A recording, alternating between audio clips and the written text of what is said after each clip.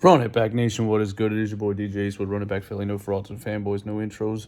We're down here on the couch because the studio is still under construction. Gonna be done soon. But I just want to talk to you guys about the Sixers, how you feel about them right now, and what their remaining schedule is looking like. Before we get into that, drop a like on the video. Give me 500 likes on the video. That would be greatly appreciated. If you're brand new, subscribe to the channel. Hit the notification bell so you don't miss any of these videos. Let's get into it, man. Run it back, Philly. No frauds, no fanboys, no intros. So if you remember, after starting the season 12-12, the Sixers went on an 8-game win streak, and to me, I liked it. It was fun. It was fun to watch. After we accrued those injuries and we were playing with the bench players, and the ball movement was great. The chemistry was great, but I didn't take it that seriously because that's not the actual team we are going to be playing with throughout the rest of the season. And I said, everybody pump your damn brakes, because when the stars come back, Doc Rivers' pecking order will return, and this ball movement and ball sharing and team chemistry and next man up thing won't be a thing. So, but we did win 8 games in a row after going 12-12. That put us at 20-12, and then we lost to the Washington Wizards in the New Orleans Pelicans. The New Orleans Pelicans game, the Wizards game was a bad loss. I was mad about that. The Pelicans game, that was the one where Zion Williamson went off for 37 points, but that was the game where we tried to guard Zion Williamson in the third quarter with P.J. Tucker. Well, P.J. Tucker most of the game, but George Niang and Montrezl Harrell and Zion Williamson put the game away, and that was 100% Doc Rivers' fault. Then we won against the Oklahoma City Thunder, the New Orleans Pelicans again, but that was without Zion when he went out in the third quarter, and the Indiana Pacers, and the Pacers are frauds. We then lost to the Chicago Bulls, and we gave up 11 threes to Zach LaVine on a 41-point effort. I thought that loss was pretty bad. We beat the Detroit Pistons twice after that. Then we lost to the Oklahoma City Thunder, and Shai Gilgeous-Alexander returned in this one. He was out in the one that we got a dub. The one that he did play, he put up 37 points, and we got out-rebounded and out-hustled and everything else in that game, and we lost. Then we beat the Utah Jazz with a myriad of injuries. They were without Colin Sexton. They were without Lauri Markkanen. We beat the Los Angeles Lakers. They were without AD, without Patrick Beverley, without Austin Reeves, and Russell Westbrook sold at the end of the game, but that was still a good win. Then we beat the Los Angeles Clippers, who were 100% healthy, and I thought we did a great job in that game. I was nervous about that game because I thought Kawhi Leonard and Paul George were going to kill us in that third quarter, and they did start to kill us in that third quarter. Kawhi Leonard went off for about 9 straight points on P.J. Tucker one-on-one, but we adjusted when that happened, and that makes me feel good about this team moving forward. I don't know if it's Doc Rivers or the entire coaching staff as a whole, but we adjusted when that started to happen, and we won that game. Then we beat the Portland Trailblazers. The Portland Trailblazers are no good, but, Damian Lillard is looking a little bit washed this year, and he was like 1 for 90 in that game, but that's another good win.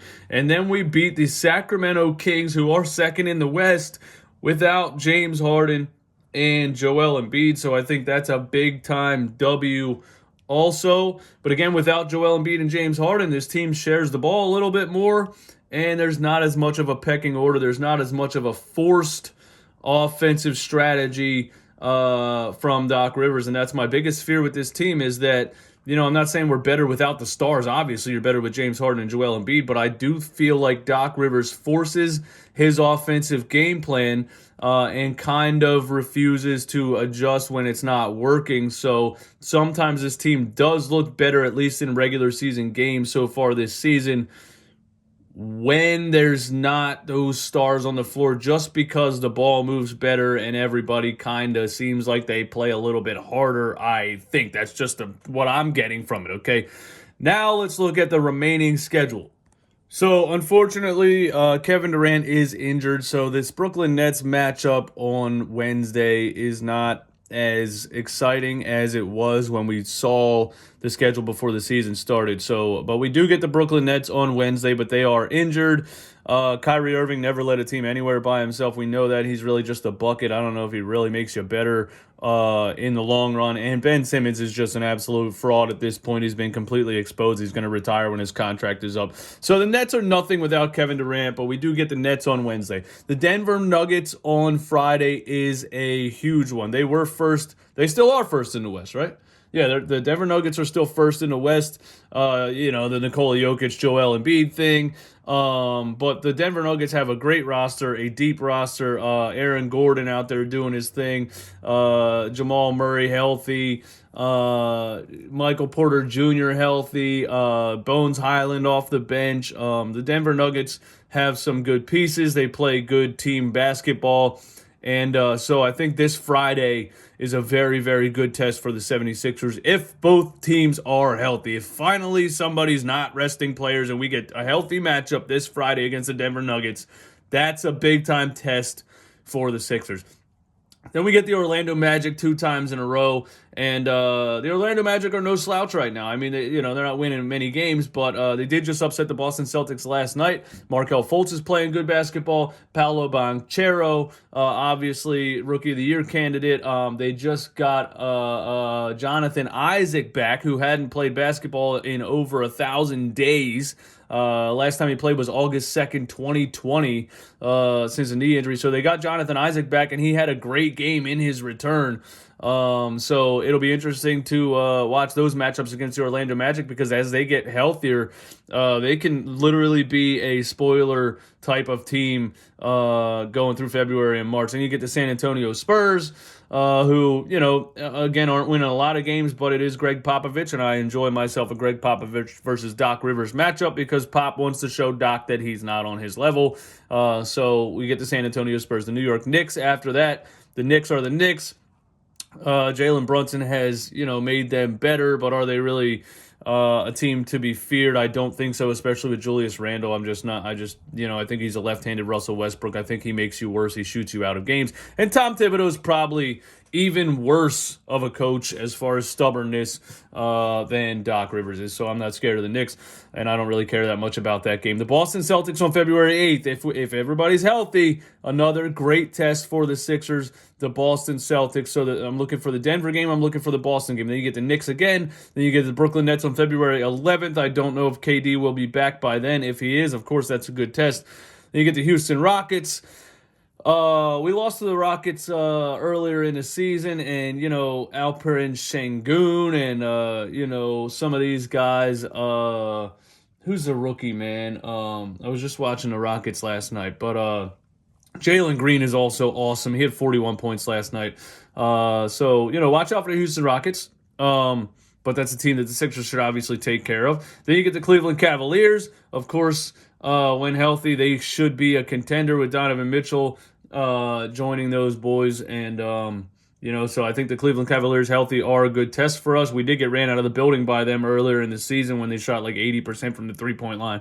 Then you get the Memphis Grizzlies. Ja Morant's been out with an ankle injury. I don't know if he'll be back by February 23rd. It did look like a kind of a bad injury. I think he played the rest of that game that he got injured, but he hasn't played since.